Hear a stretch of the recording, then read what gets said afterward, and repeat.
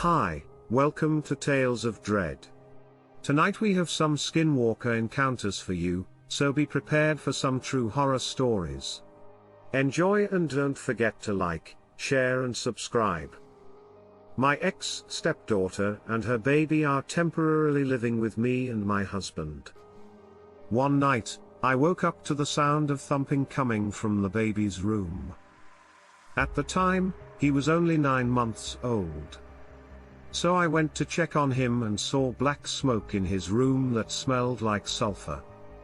As soon as I saw it, it went away, and when I asked his mom what happened, she said she didn't know. She could only remember putting her son to bed and waking up to my screams. We finally left because whatever this thing or spirit was that was following her around made us feel very uneasy. We finally found her a nice apartment in a nice neighborhood with a lot of other people. She had been there for about 3 months when, one night, she woke up to the sound of a very angry voice yelling at her from outside the window. After that, she wouldn't go back to the house. I wouldn't blame her if, soon after this and before the smoke problem, she kept saying that she saw a big coyote running around outside by the house, and it always seemed to be following her. It scared her because it seemed like a bad sign that always brought bad luck. She never talked about changing shape or walking on 2 legs, which is probably a good thing. But no matter what, I think she was dealing with a skinwalker who had marked her. I know that when she was younger, she took money from a lot of people. She used drugs for a while and made some really bad decisions during that time. I almost wonder if she stole from the wrong person and it just so happened that the wrong person was a skinwalker. I think it was either a skinwalker or something similar. My in-laws live in Skagway, Alaska, and they bought a cabin in a small town called Haines Junction. They paid almost nothing for it. No one else wanted to be involved. People said that the place was haunted, and that strange things had been seen and done there. My in-laws heard the same rumors and went ahead with it anyway, even though everyone told them it was a bad idea. They just wanted a nice, quiet place to spend their golden years. My husband told me all of this about what went on there. The first night they were there, she was making dinner while she heard voices outside.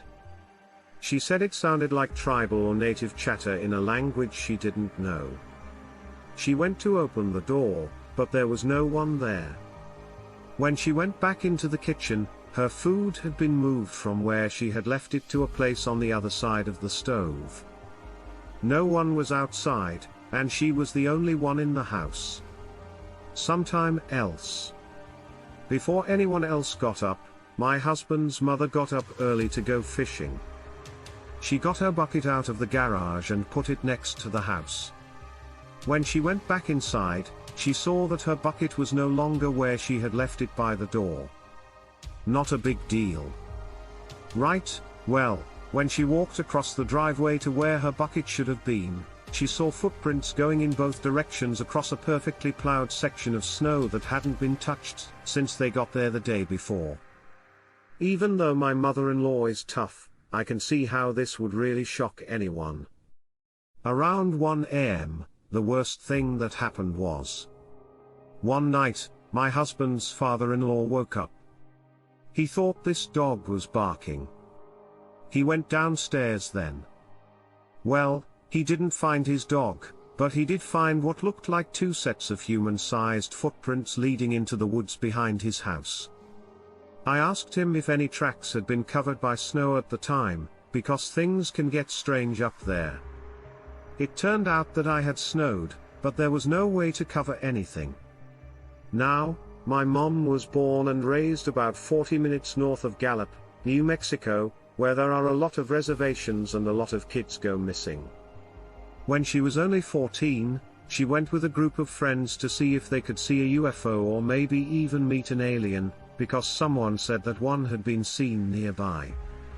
She says that when they got to the top of the hill, there were too many shrubs and trees there.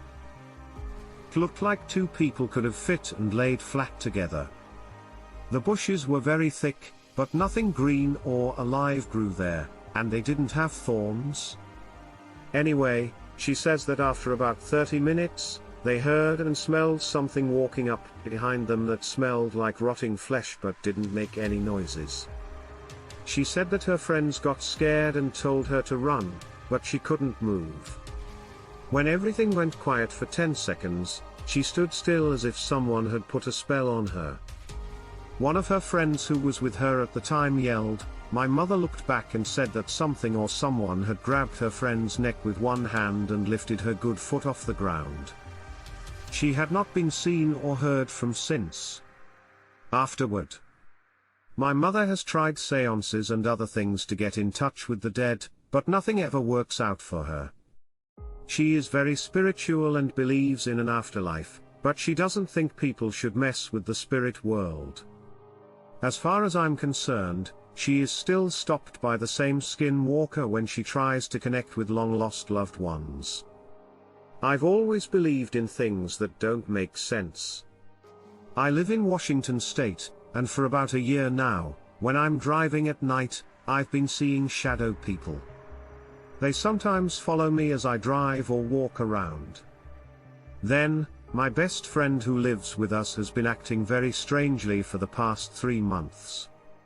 In our garage, we have a washer and dryer. She will sleep on top of it while we sleep and watch TV. When I asked her why, she said that something was going to hurt her or someone else in the family, or that if someone came close, you should stay away from them. They don't like it when family members do things like that. She says that a dark man in dark clothes is out to get her. We don't really understand what she means when she says, I don't know what she means, but she's been getting very, very drunk and seeing strange people in the garage. One night, a big coyote apparently tried to get into the garage to scare her. I'm not sure. She spoke. It walked like a man and had red eyes. It told her it was going to take over her and get her. That night, I wasn't at the house, but she was so scared.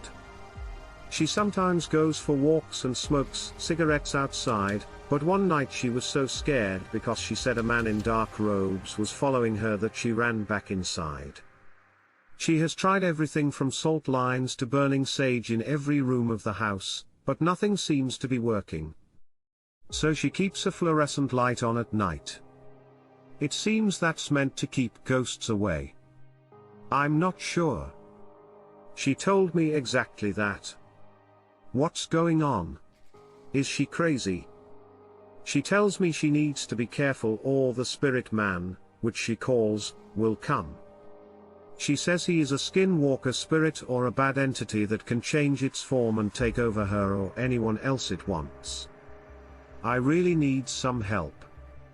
I'd love to see if we can get her some help for her mind. She might be cursed. Maybe she's gone crazy. I don't know what to think. I think it would be very helpful for her to see a therapist. Maybe she is really going through something. It's hard to say, but any help or suggestions would be very welcome. Thanks a lot. When I was a kid in the 1990s. In the early 1960s, when my grandmother was about 16 years old, she told me a story. It is a pretty scary story about meeting a skinwalker. It scared the crap out of me back then, and it still does. She lived in a small town called Fort Defiance on the Navajo reservation. She had 10 brothers and sisters who lived with her. Most of them were teenagers at the time, but they were also married and had kids of their own. After they got married, my grandpa moved with them from Arizona back to the reservation where he grew up and worked on the farm. Since the farm was also part of the Navajo reservation, there wasn't much trespassing. One side of their house was close to another family, and the other side was empty land for a while until another family moved in after my grandmother graduated from high school. One night during this time, their dog started barking out of the blue, like it usually did when someone came to their house or when one of the kids did something wrong. That night was different, though. So loudly, their dogs barked and went crazy. She said it was very strange that everyone in the neighborhood could hear it. Most of the time, they only get mad at people who get too close to their property line, which isn't too far away since Navajo land is so big. When my grandfather woke up, he went straight outside with his gun ready in case someone tried to get on their land without permission. He had already lost animals to thieves and other people. They haven't found anyone yet when they were looking for them. My grandmother and her sisters would always see hoof prints disappearing into thin air in the morning. No one ever believed them, and there were never any cows around to prove it. This happened a few times before my grandmother moved onto their property one night after everyone, including their dogs, had gone to bed. Early in the morning, a very loud gunshot just outside woke everyone up. They all ran outside to see what was going on and see if someone was trying to get onto their property again. My grandfather told me that he remembered looking at his gun after he shot it that day. Even though the gunshots probably scared whatever it was away, the dogs were barking so loudly that everyone could see the creature standing by the barn as it ran away in the dark. One of my grandma's sisters said, "Oh my goodness, it's a skinwalker." She said that her grandmother and other uncles and aunts always talked about skinwalkers, but she never really believed them until now. They used to say that because if we knew who or what we were up against, we could see how strong and smart they were. My grandmother said that the skinwalker looked strangely calm before it ran away when his sister yelled that name, which always confused me. I think that, like most animals, it would have attacked or run away before anyone could shoot at it. But, like in most horror movies, it got what it wanted. She said that after my grandpa and the rest of the family shot at it, it seemed to vanish into thin air without making a sound, as if whatever it was, guns had no effect on it. They didn't understand what the blood meant. They think it was something out of this world. She says that everyone began to get scared. They went back inside for safety because what they saw was so scary. This happened about 1.5 years before her dad died of cancer. I wonder if she thought this skinwalker was after him because he got sick soon after. Like a premonition, or maybe one of them knew about the skinwalker, or maybe they thought the skinwalker had something to do with it. She was too scared to go outside again, until they found out that their dog had been shot in the neck but had miraculously lived. She said that when she told her grandmother about it, her grandmother seemed very happy that something finally happened, which made them all realize that skinwalkers were real at the end of her story. She said that one day, around 11:25 p.m., their other dog started acting crazy again. This time, the dog didn't seem to be barking at anything in particular, and nothing seemed to be going on, but her sister kept yelling, "Get inside." No other skinwalker could be waiting for them. Her sister said that during the day, she saw a person standing nearby and watching them. Before anyone could shoot it, the person disappeared into thin air. Everyone ran inside and began locking all the doors, windows, and even their garden gate, even though they didn't know why. They knew that skinwalkers could walk through anything, but just in case, they might have stayed up all night with their guns and dogs, looking outside for anything strange before going to sleep. The next day, the grandmother found hoof prints in the sand, which showed that the skinwalker wasn't trying to be friendly or come onto their property because the prints were right up to the fence line. She told her grandma what happened last night, and grandma realized it was the same thing as before. This thing had broken into their property, and they had no choice but to move the whole farm because of it. Her grandmother and the rest of the family moved much closer to the city where they had been living for a while. Everyone helped pack up everything. After a while, they couldn't take the chance of having to deal with this kind of supernatural being.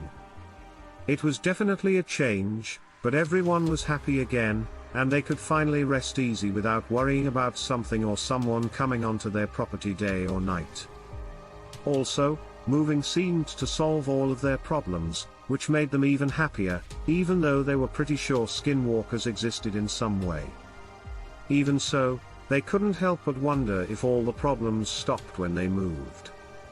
This made them think that everything they saw was all in their heads. They didn't know for sure what happened or why settling on their farms went back to normal, but they thought something scared it away.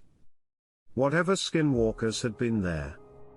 She really hopes that people will start to believe that they are real and not just something she made up. She said that all of this was true. She wants people to know about the story in general, even if they don't agree with it. It's true, and these things will hurt you. It probably came for the grandpa first because he was sick. Some information about myself. I'm a male. I'm mostly Native American. I'm part Seminole, Choctaw, Apache, Navajo, Yakima, and Sioux, so I guess you could call me a Native American mutt. But I've mostly grown up on the Navajo reservation, where my family lives and where most of my friends are from. I'm here to tell you about my own experience with these things. I need to be careful not to use their real names. I don't want to attract any attention to myself, so I have to be careful even when I just say their name. I'm putting myself at risk. I hope you get it, but I'm sure you do. Most people in my culture take this very seriously.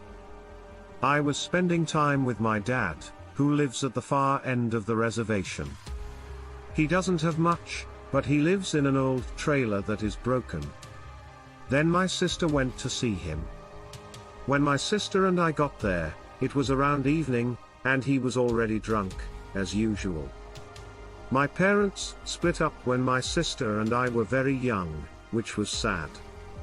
He used to drink a lot, and things haven't gotten much better. But that's not important. So we're going to go see him, and in the meantime, we'll just talk and have a good time. I brought him some sandwiches, and my sister and I hang out with him. Now that it's night, we go sit out on the porch. My dad is also a pretty big smoker, but he likes to do things the old-fashioned way. He smokes pipe tobacco, and I'll sit there for hours and just talk with him while he puffs on his pipe tobacco and looks out into the desert night. This was exactly that. We were sitting on a makeshift porch that he had built around his small camper. My sister and I are just talking and looking off into the distance as we sit on the porch. Suddenly, my father starts to get very tense. I didn't know why at first, but I could see that he was staring at something in the darkness of the night. At the same time that my sister and I were making faces at each other, we could see that the figure he was staring at was getting closer. The speed with which my father's face changed from calm to terrified was amazing. He tells us right away to go inside quietly and quickly, and he starts to say a prayer under his breath. My sister and I don't ask questions. Our father told us to go into the trailer right away and lock the door. We could hear him start to pray very loudly, and as his prayers got louder and louder, he started to scream. My sister and I didn't know what to do. When we opened the door, we saw him being dragged away by this dark shadow that turned out to be a man covered in furs who was screaming and praying like a madman. I run inside, grab his .22 caliber pistol, point it right at the thing, and start shooting. The thing lets go right away and runs off into the night, leaving my father paralyzed and terrified. We get him into the trailer and calm him down. We wanted to ask him what was wrong, but we already knew. After he calmed down, we asked him why it came for him. He said he's been having trouble lately. I think about 8 months ago, he made a deal with a man and then completely ripped him off and never paid him back. Since that time, he's been getting visits almost every night from the same person, who he thinks is a skinwalker. He won't say who it is, though, because he doesn't want to get in trouble. In any case, it's creepy in every way. My sister and I didn't stay the night, and we don't go there as often as we used to. When we do, it's always during the day to avoid running into a skinwalker. I don't even like to say that name. This happened around 2005, when I was growing up on a Navajo reservation. I was probably 13 or 14. I don't remember for sure. Me and my friend, who we'll call Rick, were often bored, so we would go exploring, hiking, or just look for something to do. This was fine. I guess we always thought that nature was where we could get away from everything. So, we try to spend a lot more time outside just having fun and finding things to do. So, one day when we were pretty bored, we decided to go exploring. From where our trailer was, we could see a big rock in the distance, and we used to bet on how far we could walk past it. Well, today was the same. We wanted to walk a mile past it just to see what was there and to kill some time. So we go outside and start walking around it. Now, I should say that we do need to be careful in this area. There are coyotes around here, and you can hear them at night. There is also a lot of livestock, which is another reason to be careful of the coyotes. Now, my friend found out this. That's pretty scary, and he was the one who pointed it out to me and told me to come over and look. Probably about 60 yards from a pig pen. You can see what look like very big county roads, but this is where it starts to get scary. You could follow the tracks all the way to the pig pen, where it looked like it went from 4-foot tracks to 22-foot tracks. And the tracks would slowly change from a paw print to a 2-foot print, as if the animal slowly changed into a person. We got what a lot of people call the heebie-jeebies and ran away. Even though my mom told us to go play outside and spend the rest of the afternoon outside, we stayed in the trailer for the rest of the day. We said no. We never told her why we were there, what we saw, or what we even found. We knew that right behind our house there used to be an old graveyard. Now, what makes this cemetery different from other cemeteries is that it used to be a place where native people were buried. This cemetery did not have a violent history or past, it was just a place where native people were buried. Surprisingly, it is made up of half Europeans and half natives, and I think that many of the natives became part of the Europeans long ago. But it seems like the cemetery has a lot of magic and strange energy. My grandmother always comes back to this place to praise in her own language. She always says that there are dark spirits and energies back here, and that sometimes they take shape and draw other things to them. I guess these energies show up in the real world as things like shapeshifters. For example, since she has lived here for a long time, she has a lot of stories to tell.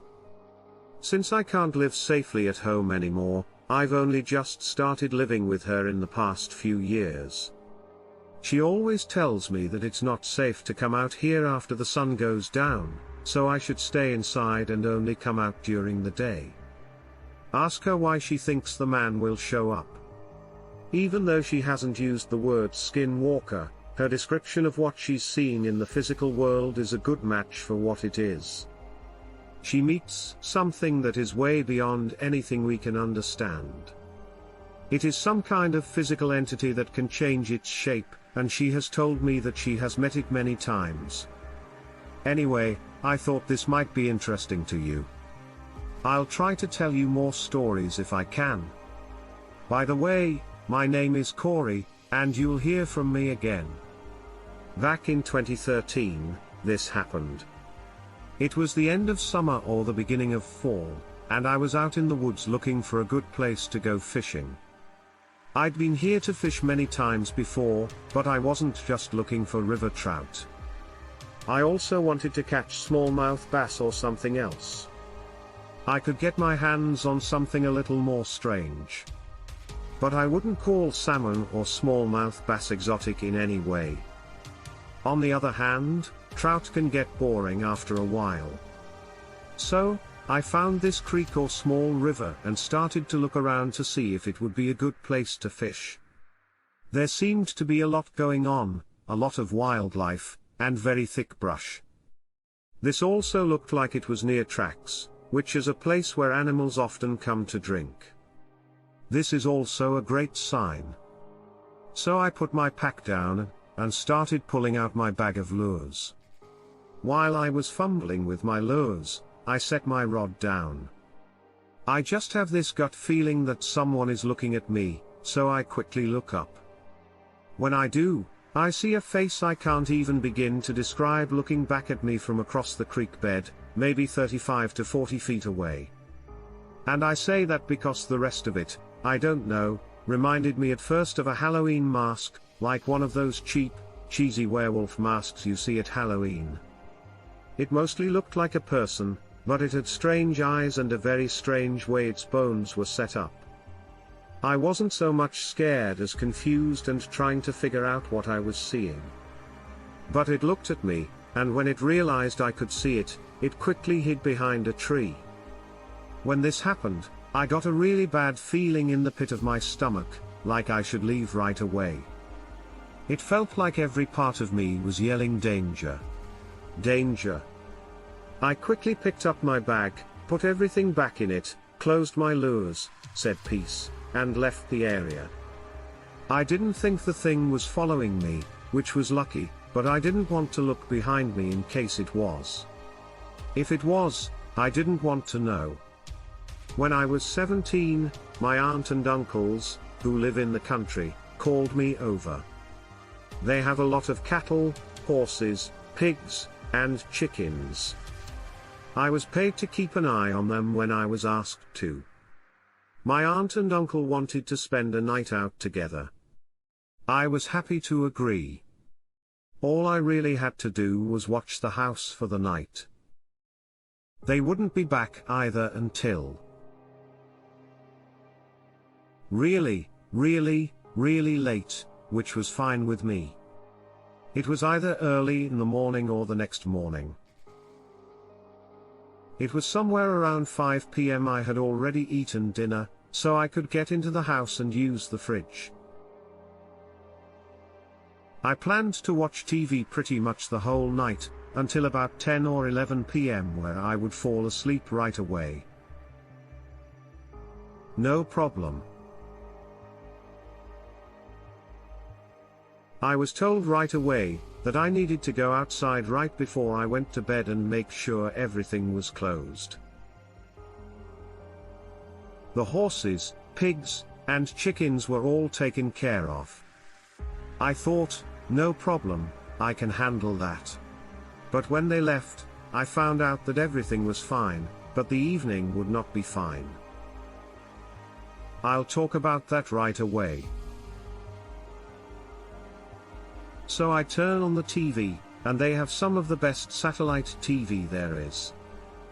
I make some popcorn, and the next thing I know, 3 or 4 hours have gone by. It's about 9:40 at night. I'm getting tired of telling myself that I just need to push myself a little bit more to stay awake. It's about 10:15, and I'm pretty tired at this point. I'm ready to go to sleep, but then I remember, oh, crap. I need to go check on the horses right away. So I get up and grab the flashlight and the keys. I need to check on the horses and make sure they are all right. They are all in their stalls, and both the pigs and the chickens are fine. So, about 20 minutes later, I get back in the house, and it's about 10:35 at this point. I'm black. I have to brush my teeth, so I lay down on the couch and watch TV until I fall asleep, which is one of my favorite things to do. I'm starting to fall asleep, and when I hear this scream, it's like that time when you're half asleep and half awake. It was the name of the horse, not a scream. They were scared by something. I jump off the couch, grab the flashlight and the keys, open the door, and walk out there. When I do, they look very surprised. Something has scared them all. I thought, I'm not sure what scared them, but maybe something did. I'm not sure. Then I hear the pigs going crazy and screaming. So I remember where the pigs are and stop at the pig pen. One of the pigs is being held by a large animal that looks like a coyote. My light shining on its face was the first thing I saw. It was ugly, and it just looked up at me with a mean look on its face and said, "Turn off the light now or I'll make you." I was so afraid that I almost dropped the flashlight. It grabbed the screaming pig, reached over without taking its eyes off me, and cut the pig's throat right there. The pig was coughing and gagging, and blood was pouring out of its throat, while this creature hung it upside down by its back legs with ease, never taking their eyes off of me. It threw the body out of the pen like it was nothing, as if the pig didn't weigh more than 20 pounds.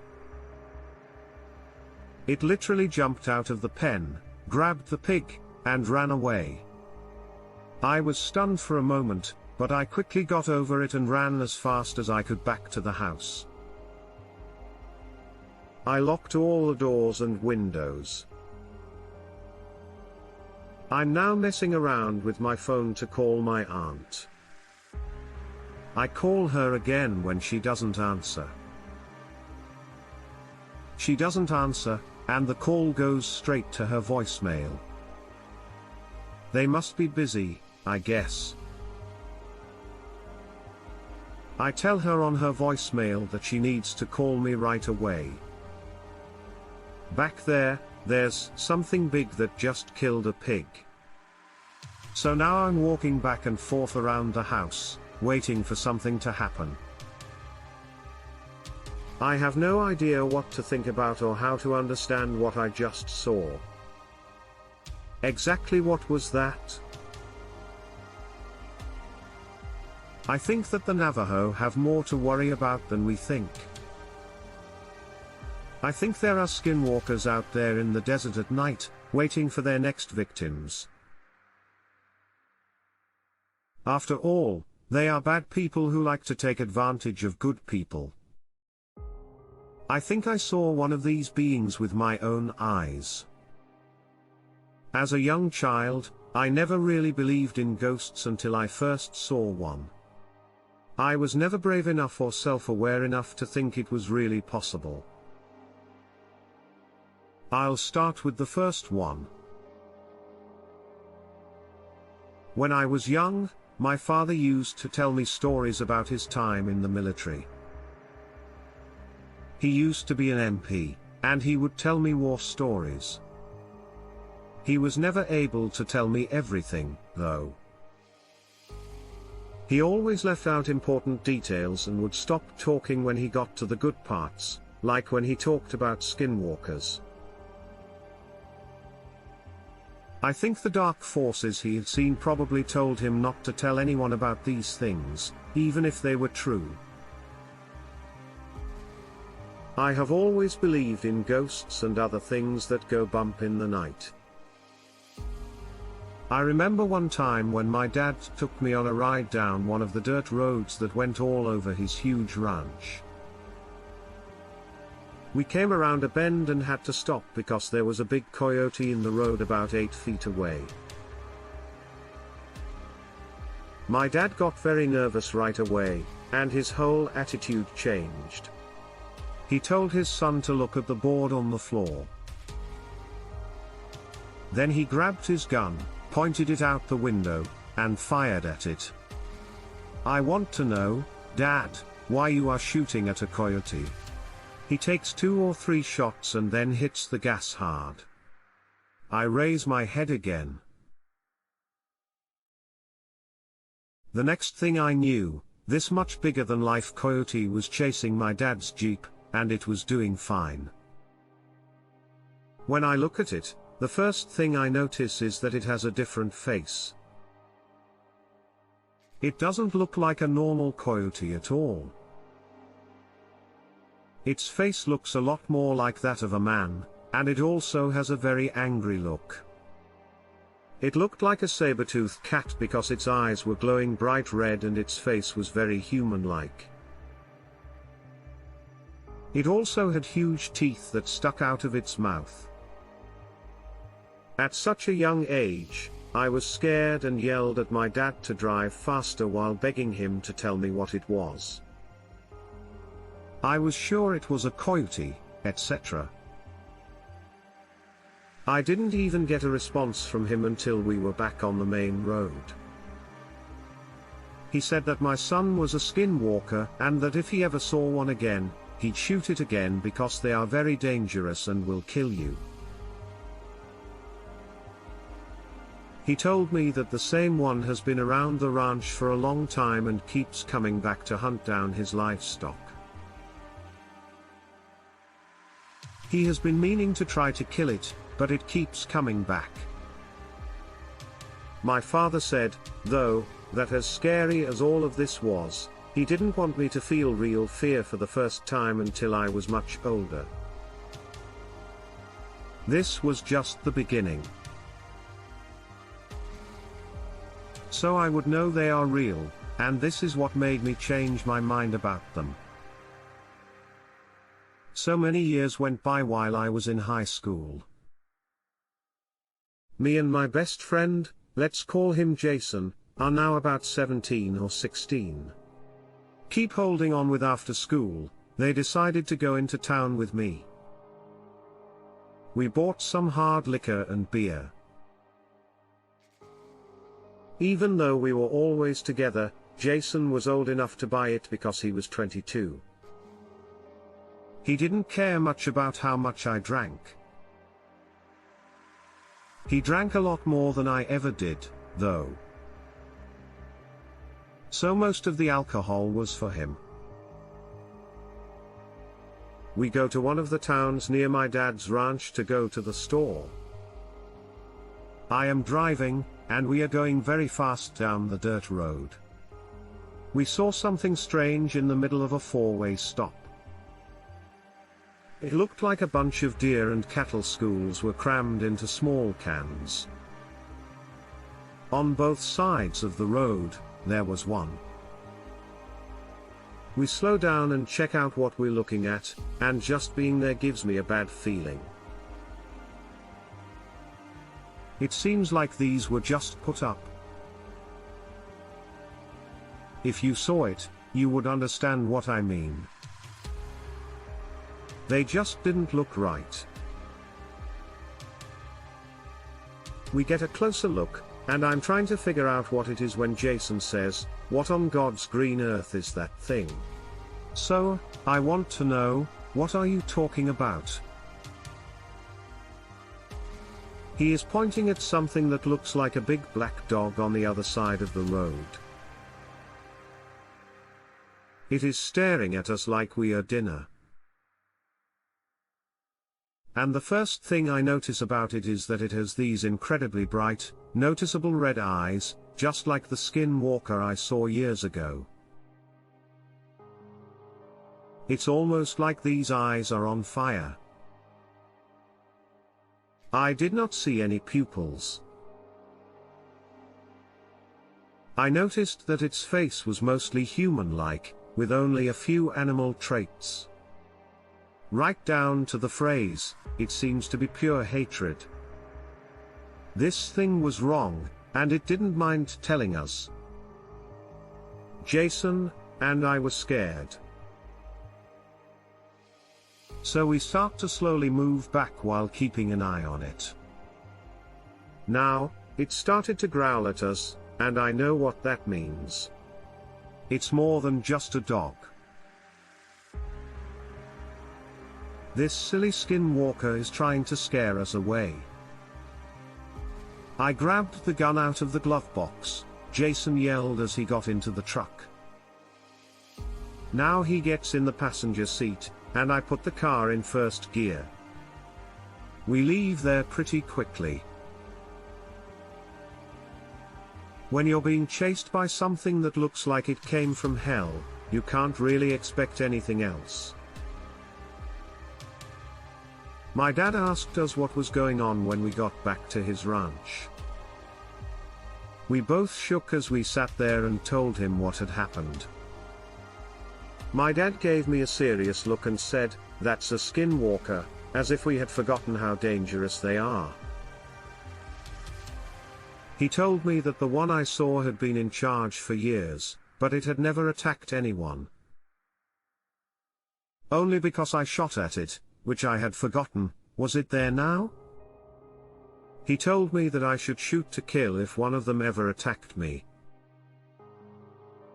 They can move very quickly and can keep going for a long time. I'm very careful about where I go now, even though I'm an adult.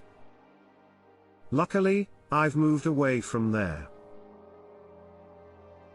All of this happened in the early 2000s. My grandfather has since died. Good luck to him.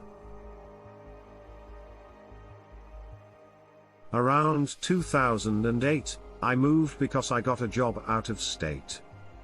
I'm no longer living in the desert. I think Jason went to live on the East Coast. If I remember correctly, he's staying with his cousins. Where do you live? Northern California, where the big redwood trees are. It looks great out here. Still beautiful, but in a different way. For now, that's all. Take care, and thank you for everything you do. All of my life has changed because of these things. I'll never be the same, nor have I ever been. Since then, I haven't found my family, and I realized that these things are real. You shouldn't mess with them, and the supernatural world is dangerous. After all these years, I should finally sit down and write my story, because my family deserves it. We had just moved into a new house with my family. My parents bought it after the bank took it back. This is on the edge of a small New Mexico town. They wanted to make it a bed and breakfast, but they didn't have enough money to do so. So, they asked some of my other family members who have money to buy the house for them. Long story short, it was a bad idea to buy that house. We just moved in, though, and our first night there was pretty quiet. All of us were pretty tired. We made the decision to go to bed early. We had no idea that would not be the case. The next night, as we were all getting ready for bed, I could hear my family talking in the bedroom, but I couldn't understand what they were saying. So I turned over and tried to go to sleep, but a very loud scream woke me up. The noise seemed to be coming from my parents' room.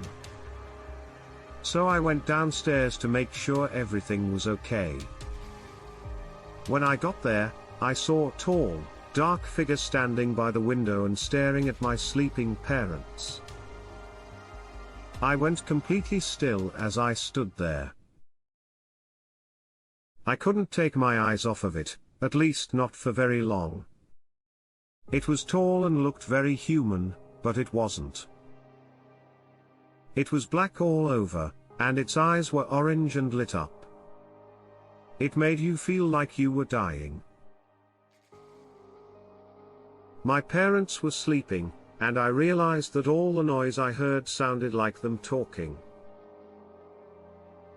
The scream I had heard had come from outside by this thing. It quickly turned around when it saw me looking at it through the door, and its face looked like it was scowling.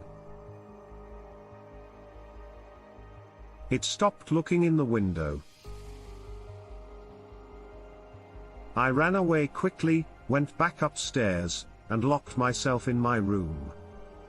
I can't believe my parents were sleeping through all this. As I walk up the stairs to my room, I hear someone trying to get into the house. It's trying to open the windows by jiggling the door handle. Now I'm really scared, so I grab my phone and start dialing 911. I can hear my parents screaming, so I think they must have woken up and seen what's going on. I call 911. I tell them everything that's going on. They ask me questions, and I answer them. After playing 20 questions with the operator, I don't think it's a person. They tell me, "Sorry, sir, but we can't help you. Good luck," and hang up on me. I didn't think it was real. Since when does calling 911 leave you out in the cold? I did not have time to think about that though. I could hear my parents scurrying around downstairs as this thing tried to get in, and then I heard something even scarier. The back window's glass breaks, and I hear what sounds like a woman and a wolf howling at the same time. It was terrible and scared me to death. I closed and locked the door to my room. I felt like my heart was about to jump right out of my chest. I was so scared that I ran to the bedroom window to see what I could see. I can see more people coming toward her house. They sort of slouched and dragged their feet, but they kept getting closer and closer. I was seeing more of these same people trying to get into my house. From what I could tell, the time was getting closer. Their movements reminded me of someone who was very drunk and kind of staggering, but they seemed to be men covered in animal skins, and they were also very dark, so dark that there was no light on their bodies.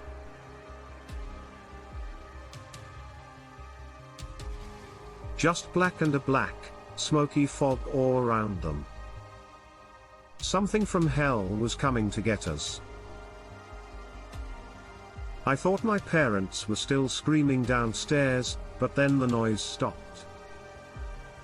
I was too scared to move in my room, but I couldn't for the life of me figure out why all the noise had stopped. What caused this to happen? I looked out the window, but I couldn't see anything. I was too scared to open my door or yell down to give away my location. So I kept sitting there. I finally went to sleep, and when I woke up, the sun was shining in my face. I run out of the room quickly, and the house is a mess. Everything is broken and torn to pieces, it's a mess. My parents haven't been seen in a while, and there's blood all over the ground by the broken window. I felt scared, so I called 911 again.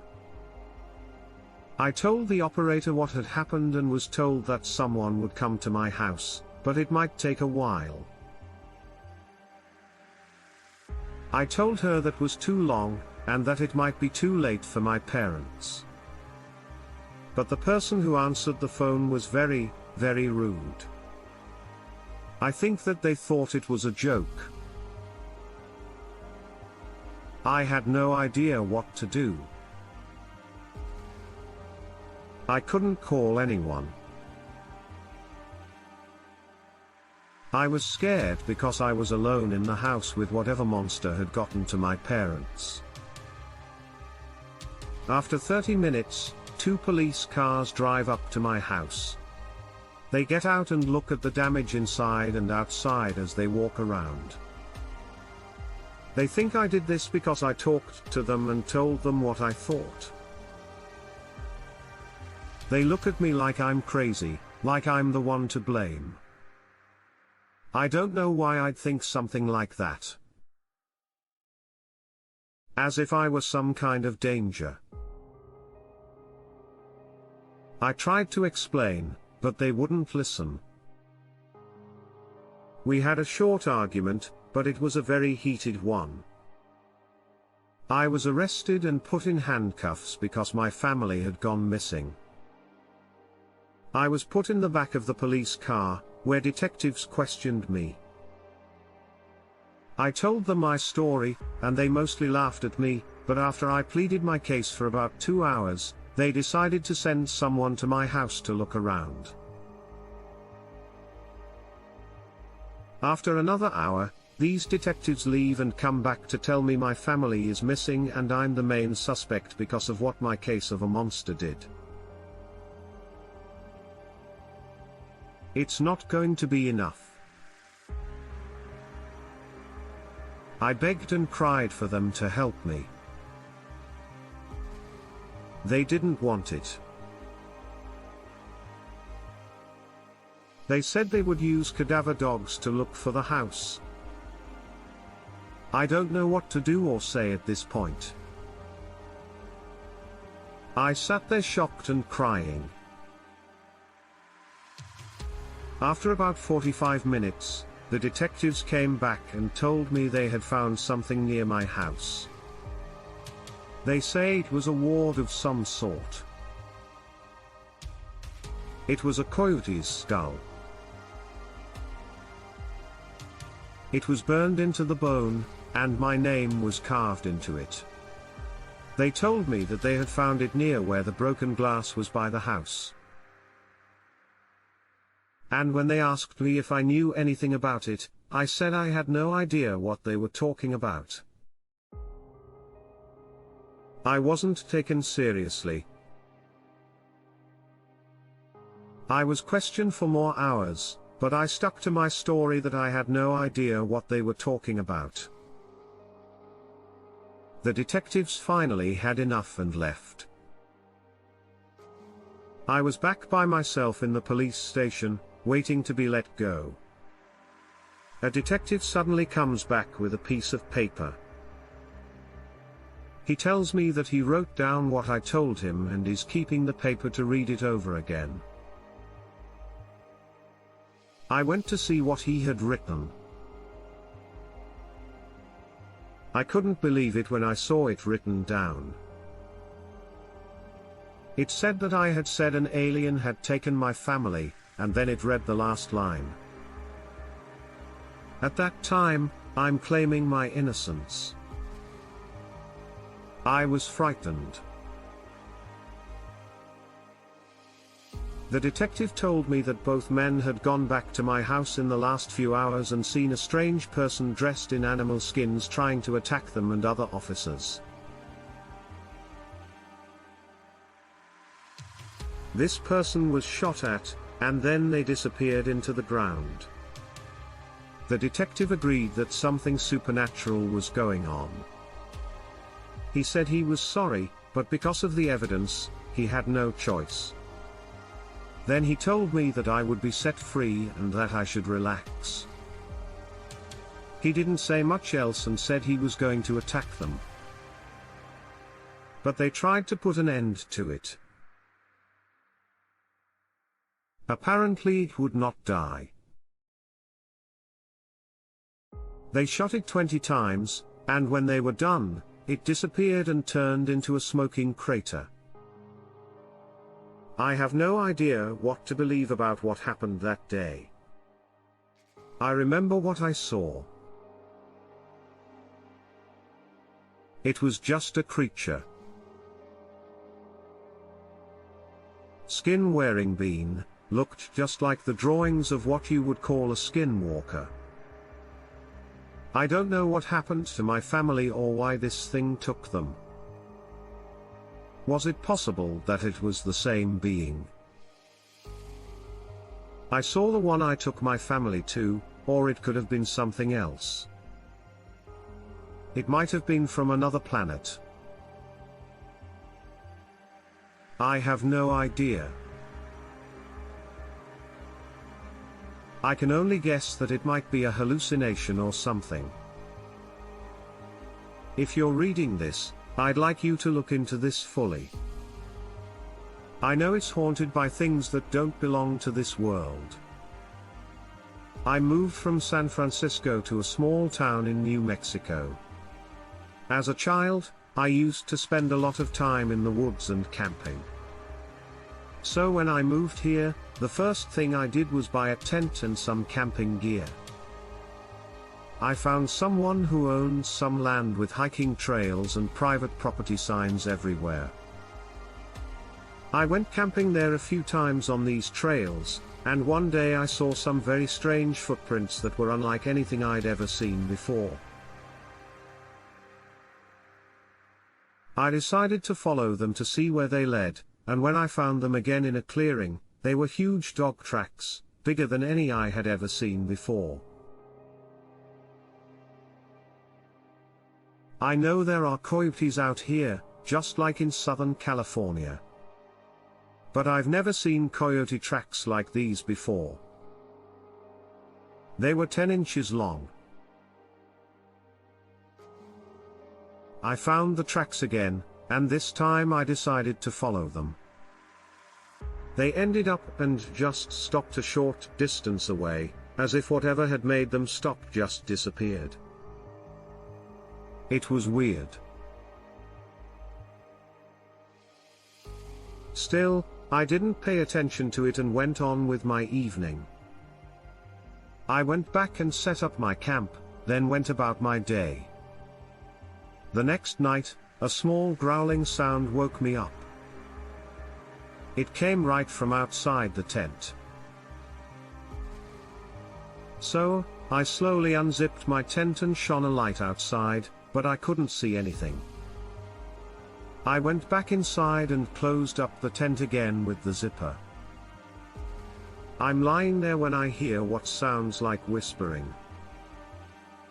I call out to see who's there, but the whispering stops all of a sudden. I'm starting to worry that some crazy person is going to kill me.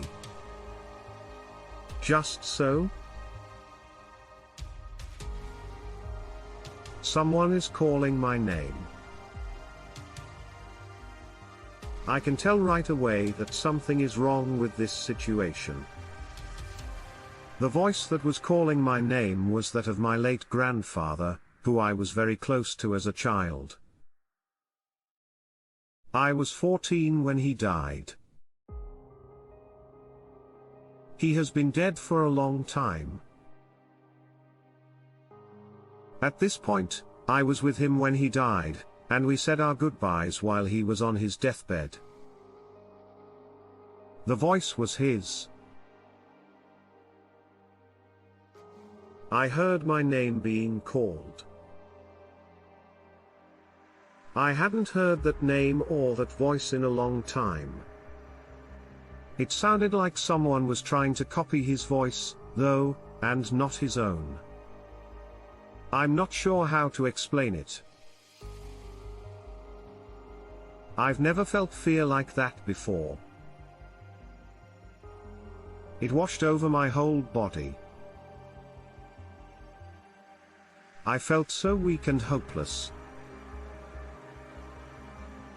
I couldn't call for help because it felt like a force was holding me down. I was able to get up the courage to call again. I'm called Kyle. Who is it? Why do you call my name over and over? But there was no answer from the voice. It was quiet all night. Just barely, you could hear the wind. This one didn't work for me. Bit Thank goodness. I had my reliable 308.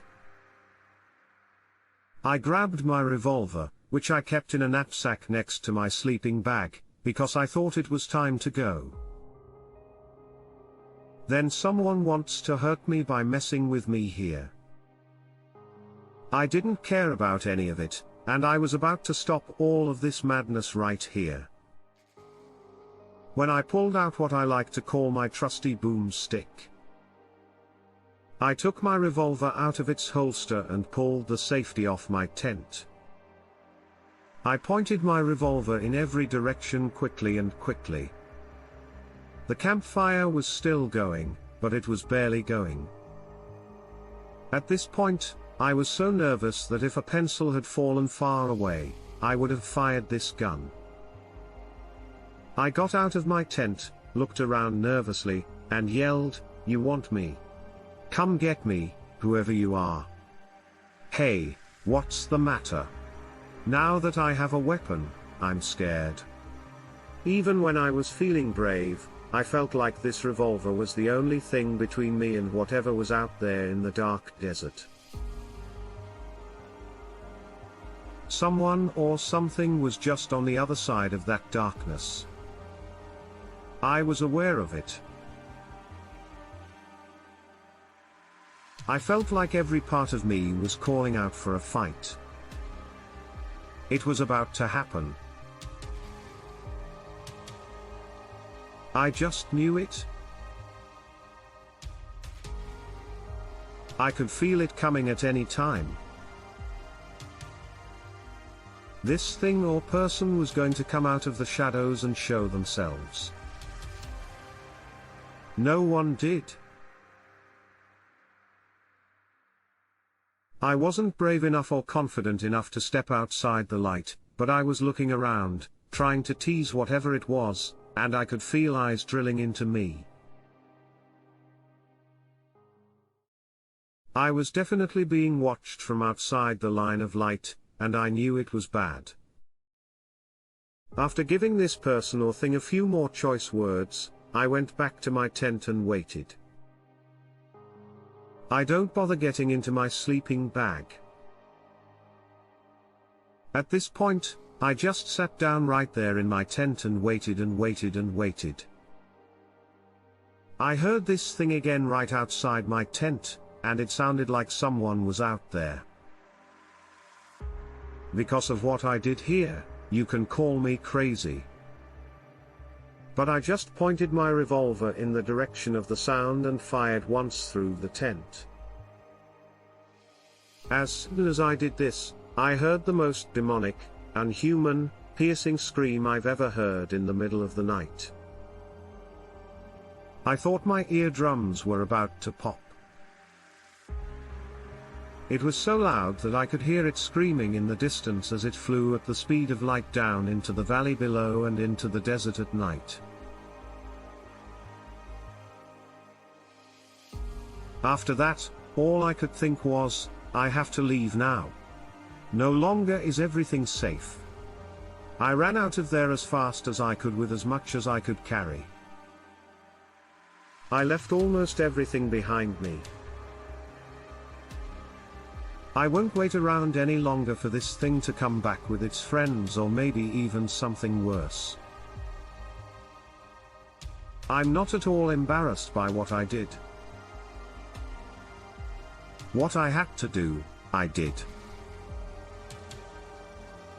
The thing shouldn't have been near me. It sounded like a banshee was let out into the world to scare everyone.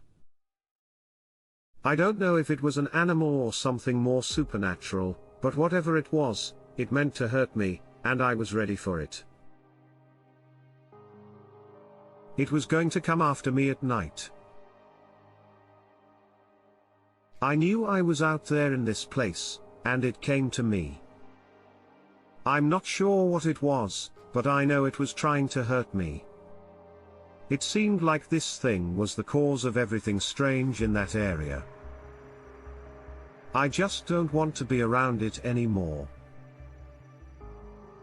So, Since then, I haven't camped out in the desert because, based on my story, I think I ran into what some people call a skinwalker or a Navajo witch. I don't care what it's called. I only wanted to die. In fact, I don't even remember the movie quote, but it was something like, if it bleeds, it can be killed. I hope you liked what I told you. Have a happy day. I was 21, and in a few months I would be 22. I was on my way home at night from work.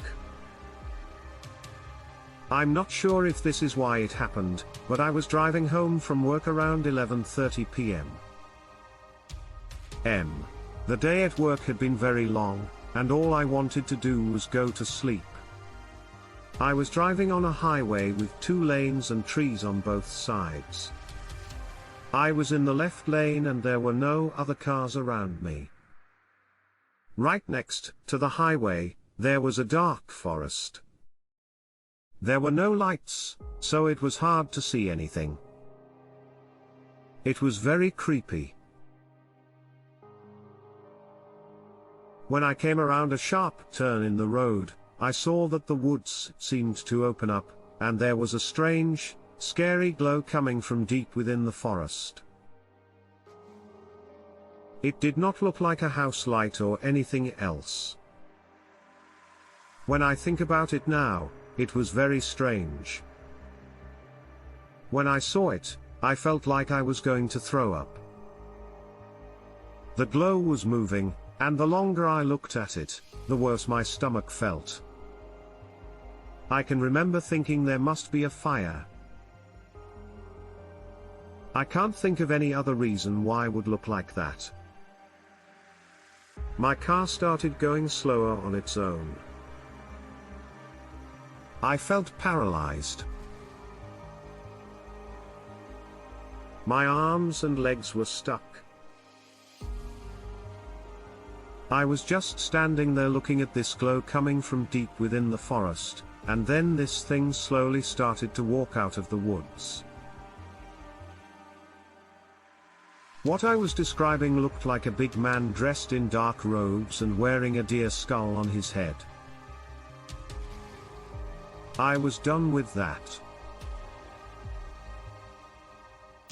I tried to give it all I had, but my car had died and was now coming to a stop. About 5 miles away, I was. I turned my head and looked out the left window. I don't know why, but I didn't look to my right, or behind me. As I said, there were no other cars on the road, and this thing just stood there and looked at me. I've never felt fear like this. It was really basic. It goes all the way through you. I felt paralyzed. I tried hard not to look, but it didn't help. This thing was making me feel bad. I was unable to move. I looked back to see it getting closer, and now it's right in front of my car. I don't remember how, but this being started talking to me by putting thoughts in my head and talking to me about death, killing, and sacrifice. It was torture for the mind. It raised its hand like a puppeteer would raise their hand to control a puppet, and I saw right away that it was a skeletal hand with no flesh or anything else on it.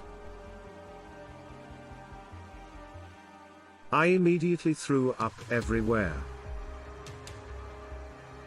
I couldn't move any of my muscles, and my heart started beating all over the place, as if I had heart murmurs or something. I thought I was going to die. That is the only way to explain how it felt. Then it slowly started walking toward my door on the driver's side. Whenever it talked to me about death and sacrifice, I knew I was going to die. As it got close to the door on the driver's side, which was locked, it suddenly opened.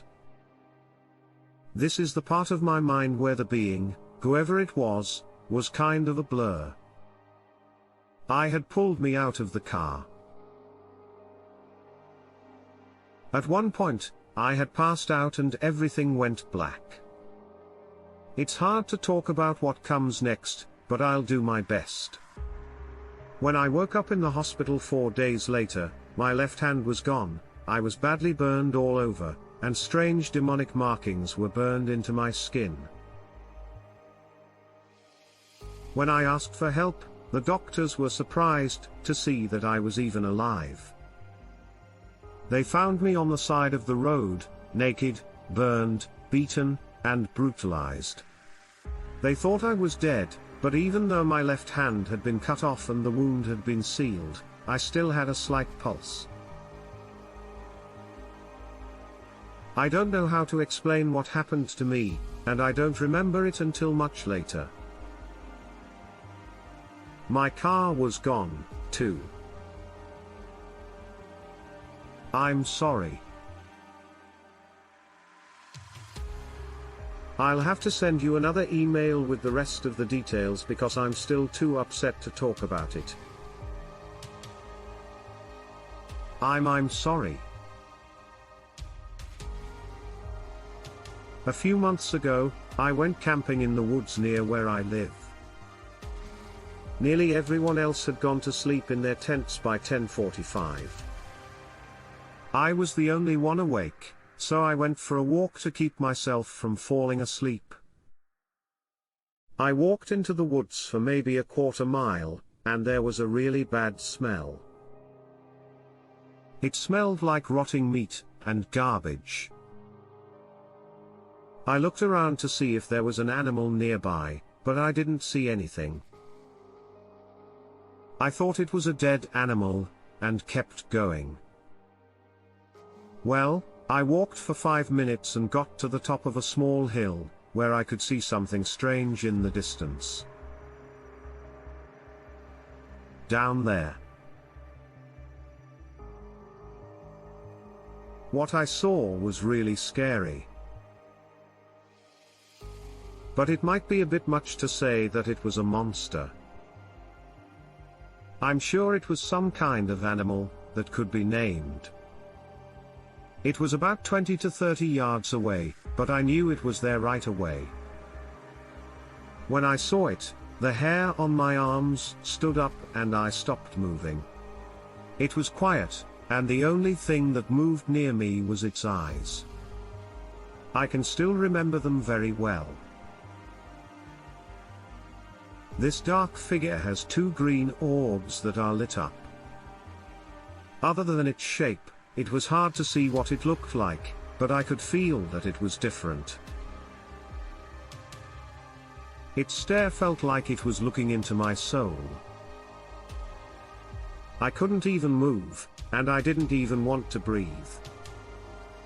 After a while, it made this growling sound, turned around, and went up a hill. I ran out of the woods as soon as it was gone and didn't stop until I was back in my tent. Everyone knows what happened, and I haven't been camping in the woods since. What I saw will stay with me until I find out what it was. I didn't want to go back. This is my first post, but I'm sick of keeping it all to myself. This really scares me, but I haven't told anyone because I'm too embarrassed. So, I grew up in a small town with only about 1,000 people. It was surrounded by a lot of open fields. It was way out of the way. The town will be called Town X. I'm now 23. When I was 12 or 13, this happened. My parents left town for a few days to take care of some business. Because they lived right around the corner, I stayed with my aunt and uncle. At this point, my skin was in pretty bad shape. It would always make my skin itch and burn. It sometimes came with a fever, and it was just very painful. I couldn't do much about it, though. So, I thought my dermatologist wasn't very helpful. She gave me a prescription for some very strong steroids that I had to use twice a day. It wasn't very useful. Anyway.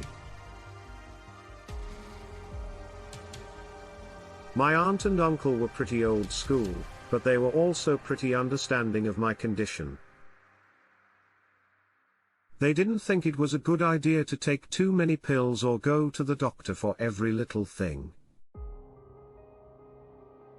So I was pretty much forced to stand out with this painful skin condition. I had to figure out how to deal with it without taking too many pills or going to the doctor too often. The number of times my uncle would take me was limited. He always said it was bad to put that stuff on your skin.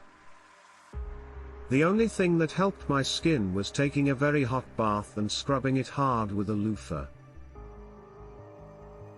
But I can only do that once a week or so without getting pimples. Anyway, it was about 11 o'clock at night, and I couldn't sleep. My skin was being a total Nazi. I couldn't take a bath yet. So I was just lying in bed, trying not to scratch or rub my skin against anything. I was only wearing a t-shirt and shorts. Well, I couldn't sit still for about an hour, so I got up and went to the kitchen for a glass of water. Every couple of days, I usually went through a big jug of water, so it was usually always full. My uncle also smoked a pack a day, but I didn't give it much thought. Since he had been smoking for about 40 years, I thought it was normal. The house had an ashtray smell. Anyway. As soon as I walked into the kitchen, I could smell something strange. It looked like trash, dirt, and something else. I couldn't quite put my finger on what it was. It smelled like something stinky and bad, and it made me feel sick. I would say it smelled kind of like an old, wet dog, but it was a stronger smell. If the wet dog smelled like it was rotting, this would be that. So I got a glass from the cupboard and turned on the water. I noticed that the water smelled even worse than the awful smell in the air. So I think, no, it must be in the water, because it smells like someone died. Like I said, the water comes from an old ball in the backyard. It was there before I was even born. I thought maybe something got stuck in the pipes. I didn't know what to do, but I knew that my uncle would have told me to call a plumber if he had been there. So I did the only thing I could think of, which was to go back to bed and try not to breathe, which sucked. There was such a strong smell in there. I knew it wasn't coming from my room. There was no way that smell was in there. I could still smell the awful smell outside my room after about 20 minutes. I couldn't stand it. I had to go take care of it.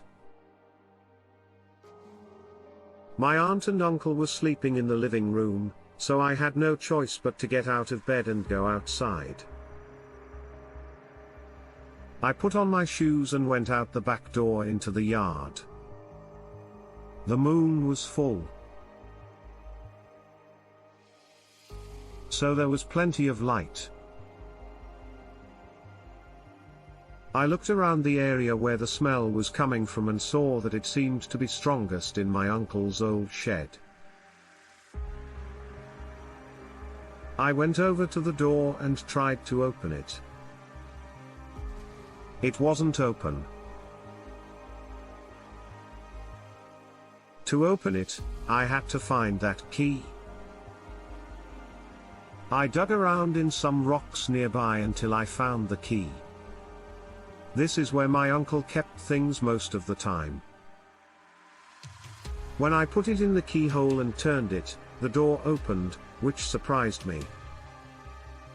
I couldn't figure out why it was locked when no one was using it. As soon as I opened the door, I was hit with an even worse smell. It made me gag a little bit, but what I saw inside the shed was even worse. Animal. There were a lot of dead bodies here.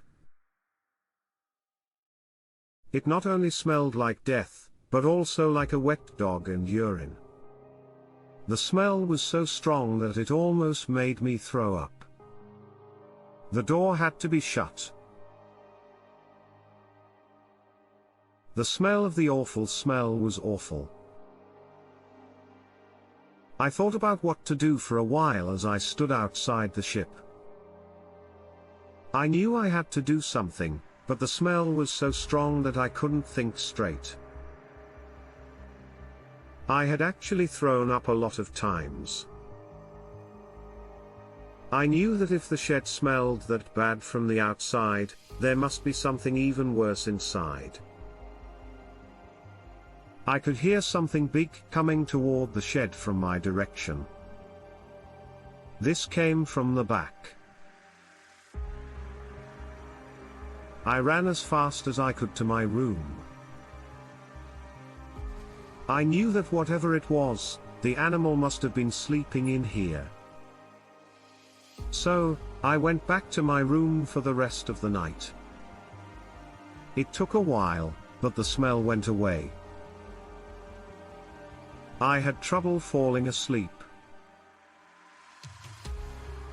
So I stayed there all night, and when I woke up in the morning, my uncle was already at work. My aunt asked me why I didn't come out to eat breakfast and why I was so pale. I told her I wasn't feeling too good. She had faith in me. In the evening, when my uncle got home from work, I told him what had happened. He found it very strange and kept asking me a lot of questions, which made it clear he didn't believe me. He always tells me that I make up too many stories in my head. So, when I try to tell him about some of the strangest things I've seen or heard, it seems like he doesn't believe me. But this time I know for sure that what I saw was true. No matter what it was, it smelled like some kind of animal whose flesh had hardened and gone bad. I know it sounds crazy, but maybe my mind is finally going, and the fact that my aunt and uncle don't believe me just makes things worse. I've also been getting migraines a lot lately. I can't help but think that something might happen. I want to tell people what happened, but something is keeping me from doing so. I might be afraid that they won't believe me, too. I remember what I saw, and it's been keeping me awake at night ever since. I want to talk about it all the time, but I can't. Now my parents think I'm trying to get their attention again because of what happened. Instead, I'm writing this down. Maybe someone will take me seriously. Something used to live in my uncle's shed, and it's coming back to get me. I can no longer fall asleep. I worry about what will happen if I do. I think it's trying to hurt me, but why? What have I done to deserve it? Over the New Year's holiday, I went to Utah to see my parents. On one of those days, we were just doing something outside. I went for a walk around a group of rocks. This was about right, pal. After hiking for about an hour and a half, I decided I had seen enough and started heading back to civilization. But I was interested in something. There was a small cave entrance with what looked like a hole big enough for a person. I did it because I was interested. So I got closer. When I looked more closely, it was clear that someone had made this hole.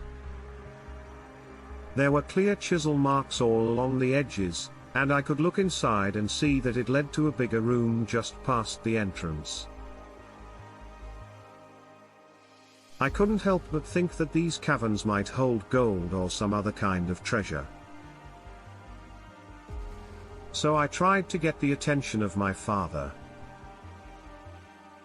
We both agreed that it probably wouldn't be a good idea to go down here, so we didn't. But when she went back down into the cave and looked at it more closely, it seemed doable. We can see that this cave wasn't like most others. Graffiti and other things were written on the walls, and it seemed dirtier than usual. So we figured we'd only be here for a few minutes and started crawling around to try to turn it. Even if it's not much, we might be able to find something. We started to see interesting things written all over pentagrams and other symbols that looked like sigils but were strange. We weren't the only ones who saw these symbols when we were looking. We can hear sounds coming from farther away in the caves. After hearing Beastie Lesnar's strange yelling and guttural roars, my dad and I left without asking any questions. We started out running. I'm not sure what they were, but I think we might have run into skinwalkers. I don't know much about the whole thing, but it makes me wonder. So, in the summer of 2021, I went to Wyoming to see my cousin. He lives in the middle of the woods. So it's pretty far away, and there aren't that many houses in the neighborhood. I stayed with him for about 3 days before something really strange happened. My cousin is a pretty easygoing and relaxed guy. He doesn't care about scary things or anything like that, so not much bothers him. He likes comedies and other things that aren't scary. So we're just smoking a joint in a shed and waiting for his friends to show up. It's about 8 at night. It was completely dark and very quiet outside. Just outside his shed, a quick note.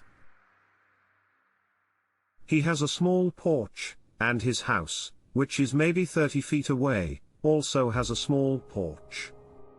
We're just sitting there talking and smoking weed when it starts to get very, very quiet. Then we started hearing strange sounds coming from the trees all around us. One thing that stood out to me was how fast they were coming. As soon as we heard the first sound, it seemed like a bunch more came right after it. My cousin and I both thought the sounds were strange and different. They didn't sound like a normal animal or Bigfoot. "I'm going to kill you," Sounds like something you would hear in a scary movie or if you were being chased by a monster. The sounds were more like huffing. I really don't know how to explain it. It was very scary, and we heard a lot of sounds. So, we think something bad was going to happen. We didn't know what to expect as we sat there in the dark.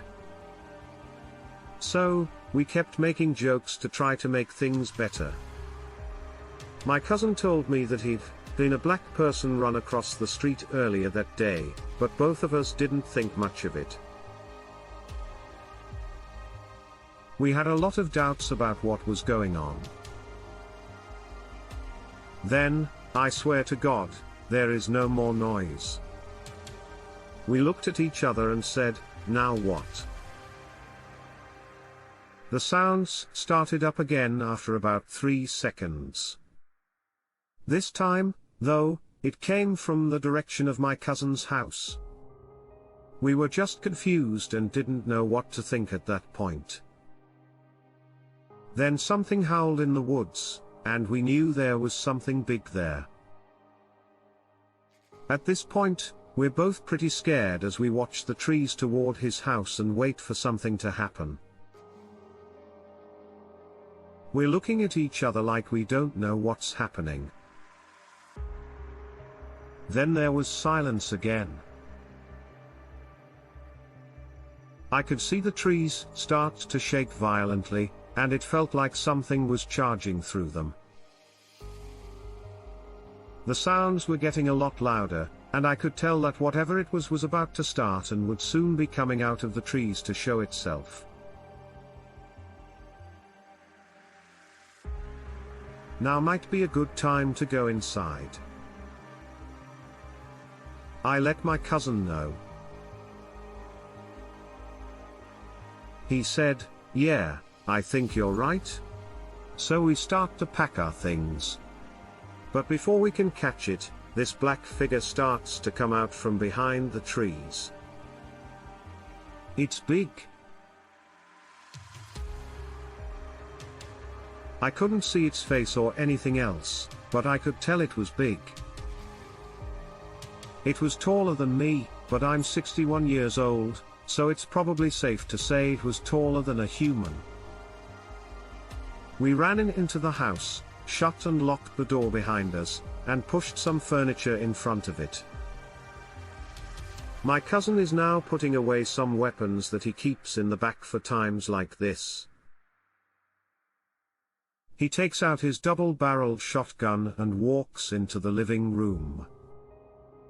Then I noticed that one of the dogs he keeps in the backyard was missing. I'm going to look for my dog. I told them that when he wants me to be quiet, all he does is look at me, put his finger to his lips, and shake his head. He puts his ear to the door to hear if anyone is coming or going. I went into his kitchen and looked out the window to see if there were any dogs around.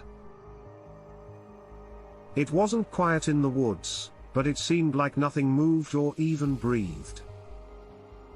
Then I saw something black dart across the yard and go behind a tree, which is where we had all heard strange noises earlier.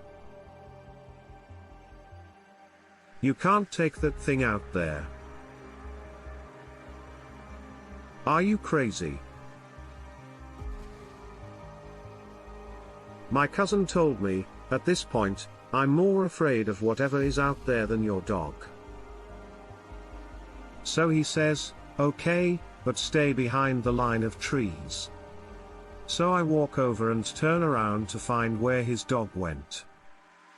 As soon as I get close enough to where the black figure disappeared, it jumps out of the trees and heads straight for me.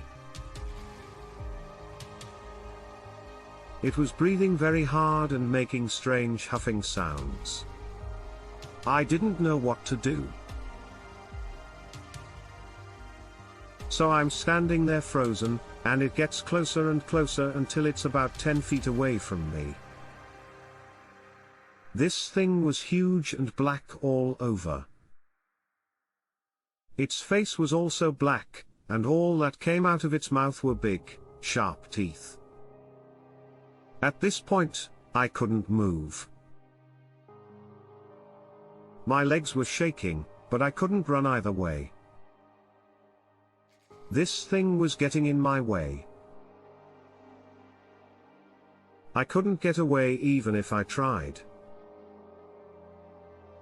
This thing made a slow hissing sound at me. I think it could have taken me easily if it wanted to, but it didn't. It seems like whatever this thing was just wanted to scare me and make me feel small. I told it to tell me, "Hey, I'm at the top of the food chain and you're not." Its yellow eyes will always be burned into my soul. I heard my cousin's dog barking in the woods about 50 feet away. This thing quickly turned its head to look at me, then looked back in the direction of the barking and ran off in that direction. I thought that this thing would kill his dog.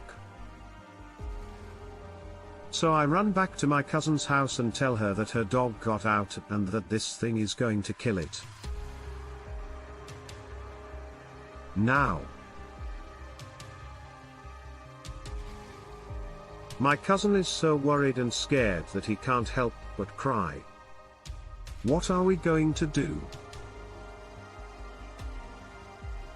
Suddenly, I see my cousin's dog come crying and howling out of the woods. His back leg was bent. He had a bad limp, was hurt pretty badly, and was bleeding. We had to take him to the vet right away so he could get better. We just picked him up, put him in the car, and drove away. We had to tell the vet that we think he was fighting with a cougar. But the vet couldn't figure out why the dog's leg was broken backwards and had deep cuts and gashes on it. Well, there's not much more to the story that's worth looking up. That's the main idea. His dog got out of the woods safely, but there's something bad and wrong back there. Since then, we no longer even go out on the porch. We're too afraid.